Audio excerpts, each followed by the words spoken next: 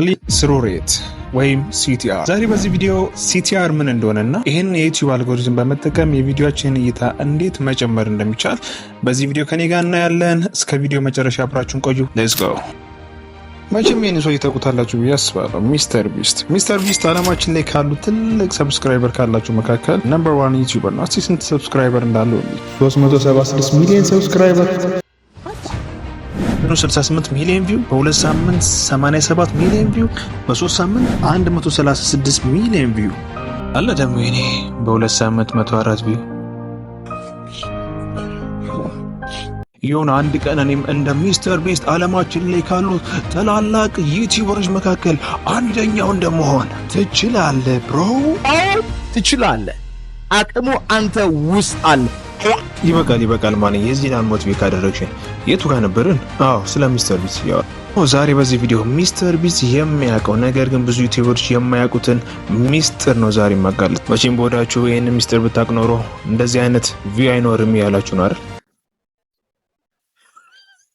እሺ ወደ ቪዲዮ እንሂድ። CTR ምንድነው? ከዛ በፊት ግን ስለ ኢምፕሬሽን የተወሰነ ነገር ልበላችሁ። ኢምፕሬሽን የምንለው ኮንሰፕት ቪዲዮ ፖስት ካደረጋችሁ በኋላ ኦዲየንሱ ጋር በታይትል ወይም በተምኔል ዲስፕሌይ ሲሆን ማለት ነው። ምን ማለት ነው? የግልጽ በሆነ አማርኛ የእናንተ ቪዲዮ ኦዲየንሳችሁ በተለያየ ፕላትፎርም ሊያዩ ይችላል። ለምሳሌ በስልክ፣ በላፕቶፕ እንዲሁም በቲቪ። ቆይ ሊያዩ ይችላል ማለት ቪዲዮአችሁን ከፍቶ ሊያዩ ይችላል ማለት አይደለም። ቅድም እንዳልኳችሁ የእናንተ ቪዲዮ በታይትል ወይም በተምኔል ዲስፕሌይ ሊሆንለት ይችላል። እዚህ ስቲል የእናንተ ቪዲዮ አልከፈተውም ማለት ነው። ስለዚህ ኢምፕሬሽን የምንለው ይሄ ነው። አሁን እዚህ ጋር ዋናው ጮሞ ሐሳብ ይሄ ነው። ወደ ጮሞ ሐሳብ ከመሄዳችን በፊት ግን እቺ ነገር ከስራ አለች። እስቲ ፕረስ ስታደርጉት ምን እንዳይፈጠር ይሁ አስቀልድ ነው። ሰብስክራይበር። ስለዚህ CTR የኛም ቪዲዮ በኢምፕሬሽኑ መሰረት ስንት ሰው ክሊክ እንዳደረገው ይነገረናል። አንድ ቀላል ፎርሙላ አለ። CTR number of clicks over number of impression times 100።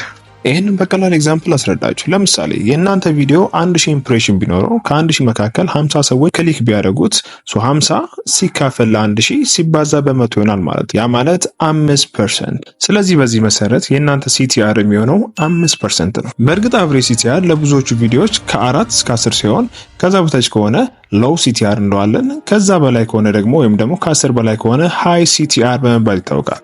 ሌላው ቪዲዮአችን ሃይ CTR አለው ማለት ሃይ ኢምፕሬሽን ይኖራል ማለት ነው። አሁን ዋናው ጥያቄ እዚህ ጋር ነው። እንዴት ነው CTR-አችንን ማሳደግ የምንችለው? ከዚህ ቀጥሎ የምነግራችሁን 3 ነገሮች በመተግበር CTR-አችንን ማሳደግ እንችላለን። የመጀመሪያው አይዲያ ነው። ሁለተኛው ታይትል፣ ሶስተኛው ተምኔል። ኮንቴንት ክሬት ከማድረጋችን በፊት የመጀመሪያው ስቴፕ አይዲያ መምረጥ ሲሆን አይዲያ ከመረጥን በኋላ ደግሞ ስለ አይዲያው ጥልቅ የሆነ እውቀትና ሪሰርች መስራት ይጠበቅብን። ከዛ በኋላ ያንን አይዲያ አይነግቡ በሆነ መንገድና ሰዎችን በሚማረክ መንገድ ፕሬዘንት ማድረግ የመጀመሪያው ነው።